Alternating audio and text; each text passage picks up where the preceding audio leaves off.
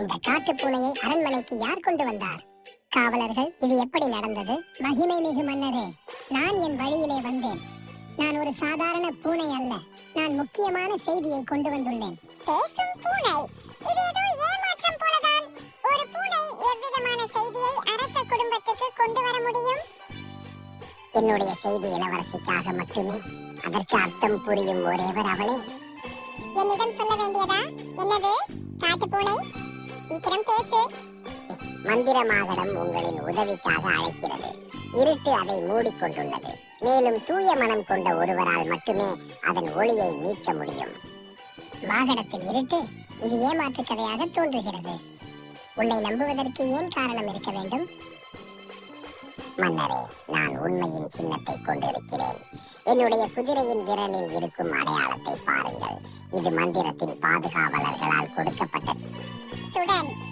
உண்மையின் சின்னமா? இது பழமையான காவலர்களால் அனுப்பப்பட்டவர்களால் மட்டுமே பெற முடியும் என்று சொல்லப்படுகிறது. இந்த பூனை பொய்யாளி அல்லவோ?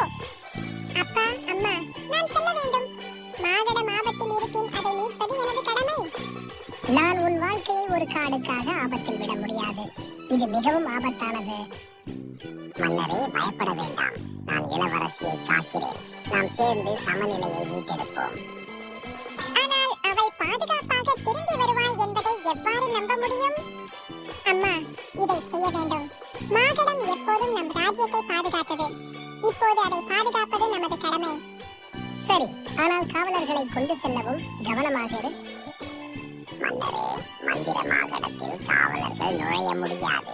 தேர்ந்தெடுக்கப்பட்டவர்கள் மட்டுமே அதன் கதவுகளை கடக்க முடியும். நான் ஒருவராகவே செல்வேன், காட்டு பூனையுடன். என்னை நம்புங்கள் அப்பா. இறைவன் உன்னை பாதுகாப்பான் என் குழந்தை. சென்று உன் விதியை நிறைவேற்று. மன்னரே, நன்றி. நாம் தாமதிக்காமல் செல்வோம். இளவரசியே, மாகடம் நம்மை காத்துக் கொண்டிருக்கிறது. இளவரசி மற்றும் காட்டு பூனை அரண்மனையை விட்டு வெளியேறுகின்றனர். அவர்கள் இருவரும் தங்கள் துணிச்சல், அறிவு மற்றும் இணைப்பின் வலிமையை சோதிக்கும் பயணத்தை தொடங்குகிறார்கள்.